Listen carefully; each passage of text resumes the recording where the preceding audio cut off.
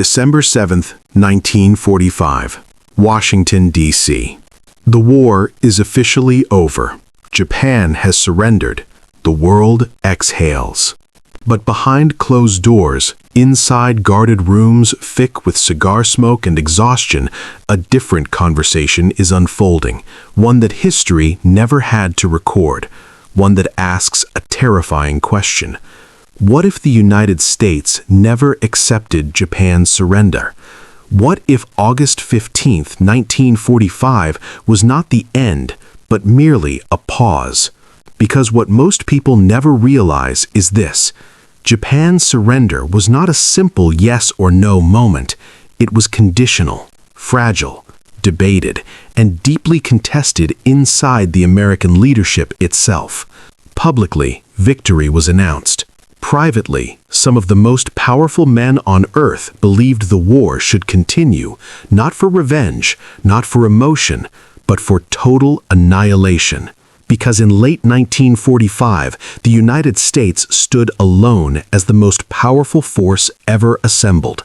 Its factories untouched, its navy dominant, its skies uncontested, its scientists holding a weapon that could erase cities in seconds. And some believed Japan did not deserve occupation. They believed Japan deserved erasure. Before we go deeper, let me ask you something. If you're holding your phone right now or watching this on your screen, have you subscribed yet? If you haven't, do it now. Subscribe to World War II Dark Secrets. August 10th, 1945. Tokyo is burning. The firebombing has already destroyed more Japanese cities than the atomic bombs combined. Wooden homes collapse into oceans of flame. Civilians suffocate in shelters. Entire neighborhoods vanish overnight. Hiroshima is gone. Nagasaki is bleeding, but Japan has not surrendered yet. Inside the Imperial Palace, the Supreme Council is split. Half want peace. Half want one final, decisive battle on the homeland itself. They believe America will hesitate. They are wrong. On August 9th, as Nagasaki is erased, U.S. military planners are already preparing the next phase. Not occupation, not reconstruction, escalation. Operation Downfall is not canceled. It is delayed. American intelligence intercepts Japanese communications, showing surrender discussions, but also resistance. Conditions, demands, the emperor must remain, no occupation, no war crimes trials. For some in Washington, this is unacceptable. To them, surrender with conditions is not surrender at all. General Curtis LeMay, architect of the firebombing campaign, believes Japan understands only destruction. He has already turned 67 cities into ash. He is ready to finish the rest. The U.S. Navy has completed its blockade. Japan is starving. Rice production has collapsed. Children are malnourished. The civilian population is on the brink of mass famine. And then there is the bomb. The United States does not just have 2 atomic bombs. By September 1945, a third bomb is weeks away. A fourth is scheduled. By early 1946, production will accelerate dramatically.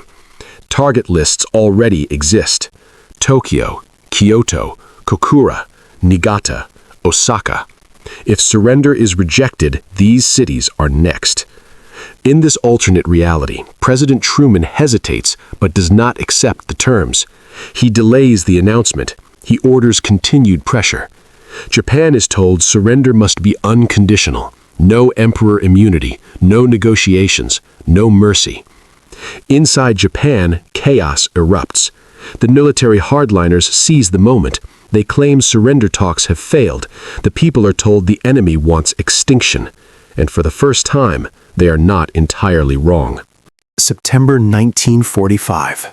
The war resumes, but now it has no limits.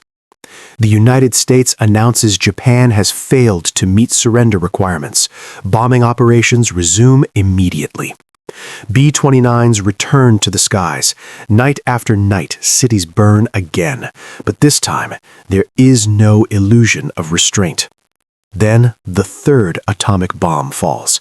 This one does not target a military-industrial hub, it targets a symbol. Kyoto. The ancient heart of Japan's culture, history, and identity is erased in a blinding flash. Temples vanish, centuries disappear in seconds. The message is clear.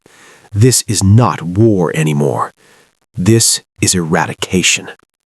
The psychological shock is unprecedented. Even some American allies are horrified. Britain privately protests. The Soviets watch carefully, calculating. But the United States does not stop, because now the logic has shifted. If Japan can be destroyed completely, there will never be another Pacific War. No resurgence, no resistance, no future threat. American planners begin discussing something unthinkable: permanent depopulation. Food shipments are halted entirely. The blockade tightens. Fishing zones are closed. Relief is denied. By winter, starvation spreads nationwide. Millions are at risk. The fourth atomic bomb detonates in Yokohama.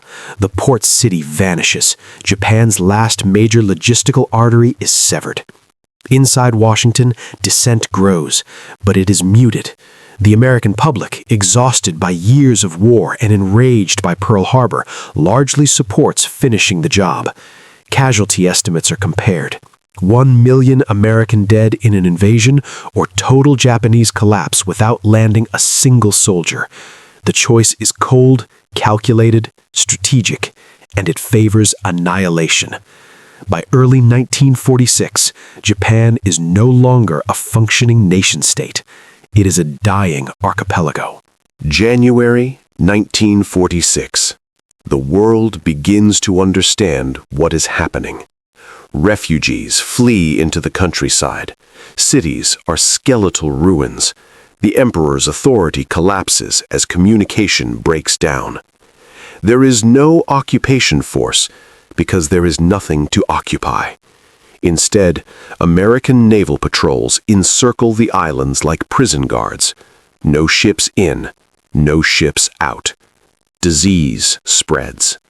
The U.S. debates the final option: a full-scale invasion, not to conquer, but to cleanse.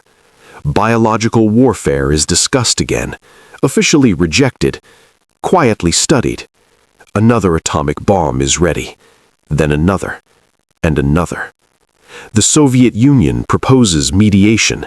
Truman refuses, because now the United States is sending a message to the entire world. This is what defiance looks like. By mid-1946, Japan's population has dropped catastrophically. Infrastructure no longer exists. Government has ceased to function. The emperor is rumored dead. Whether by bombing, starvation, or suicide, no one knows. History fractures here. In this reality, Japan is not rebuilt. It is erased as a modern nation. There is no economic miracle, no technological rise, no alliance. Instead, the islands become a restricted zone, monitored, quarantined, forbidden. The Cold War begins differently. America is feared, not admired. The atomic age is not symbolic. It is normalized. The consequences ripple outward for generations. Without Japan as an ally, Asia destabilizes. China's civil war escalates faster. Korea becomes bloodier. Nuclear threats become routine. The world learns a new rule. Surrender late, and you may not be spared. America remains dominant, but isolated. Its power unquestioned, its morality shattered. There are no post-war occupation reforms, no democracy planted, no constitution written. Only silence where a nation once stood. Historians debate this outcome for decades. Some argue it prevented future wars. Others argue it doomed humanity by proving total annihilation was acceptable. Because once a nation is erased, nothing is impossible anymore. And that is the darkest legacy of all.